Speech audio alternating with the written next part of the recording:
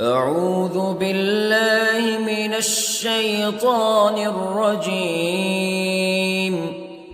بسم الله الرحمن الرحيم. الرحمن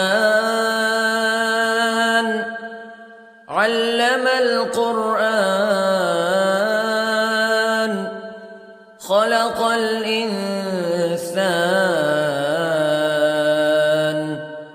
علمه البيان. الشمس والقمر بحسبان والنجم والشجر يسجدان والسماء رفعها ووضع الميزان ألا تطغوا في الميزان وأقيموا الوزن بالقسط ولا تخسروا الميزان. والأرض وضعها للأنام فيها فاكهة والنخل ذات الأكمام والحب ذو العصف والريحان فبأي آلاء ربكما تكذبان. خلق الإنسان من صلصال كالفخار وخلق الجان من مارج من نار فبأي آلاء ربكما تكذبان. رب المشرقين ورب المغربين فبأي آلاء ربكما تكذبان. مرج البحرين يلتقيان بينهما برزخ لا يبغيان فبأي آلاء ربكما تكذبان. يخرج منهما اللؤلؤ والمرجان فبأي آلاء ربكما تكذبان. وله الجوار المنشآت في البحر كالأعلام فبأي آلاء ربكما تكذبان. كل من عليها فان ويبقى وجه ربك ذو الجلال والإكرام فبأي آلاء ربكما تكذبان.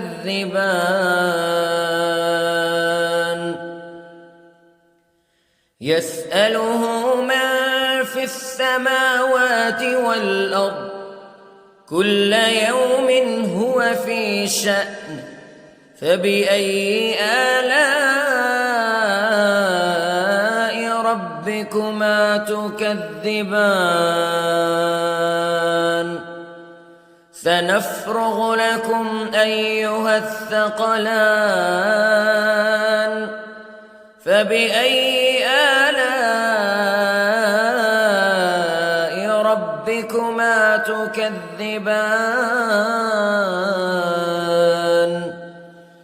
يا معشر الجن والإنس استطعتم أن تنفذوا من أقطار السماوات والأرض فانفذوا لا تنفذون إلا بسلطان فبأي آلاء ربكما تكذبان يرسل عليكما شواظ من نار ونحاس فلا تنتصران فبأي آلاء ربكما تكذبان فإذا انشقت السماء فكانت وردة كالدهان فبأي آلاء ربكما تكذبان فيومئذ لا يسأل عن ذنبه إنس ولا جان فبأي آلاء ربكما تكذبان يعرف المجرمون بسيماهم فيؤخذ بالنواصي والأقدام فبأي آلاء ربكما تكذبان هذه جهنم التي يكذب بها المجرمون يطوفون بينها وبين حميم آن فبأي آلاء ربكما تكذبان ولمن خاف مقام ربه جنتان فبأي آلاء ربكما تكذبان ذواتا أفنان فبأي آلاء ربكما تكذبان فيهما عينان تجريان فبأي آلاء ربكما تكذبان فيهما من كل فاكهة زوجان فبأي آلاء ربكما تكذبان متكئين على فرش بطائنها من استبرق وجنى الجنتين دان فبأي آلاء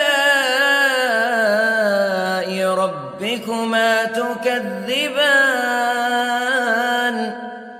فيهن قاصرات الطرف لم يطمثهن إنس قبلهم ولا جان فبأي آلاء ربكما تكذبان كأنهن الياقوت والمرجان فبأي آلاء ربكما تكذبان هل جزاء الإحسان إلا الإحسان فبأي آلاء ربكما تكذبان ومن دونهما جنتان فبأي آلاء ربكما تكذبان مدهامتان فبأي آلاء ربكما تكذبان فيهما عينان نضاختان فبأي آلاء ربكما تكذبان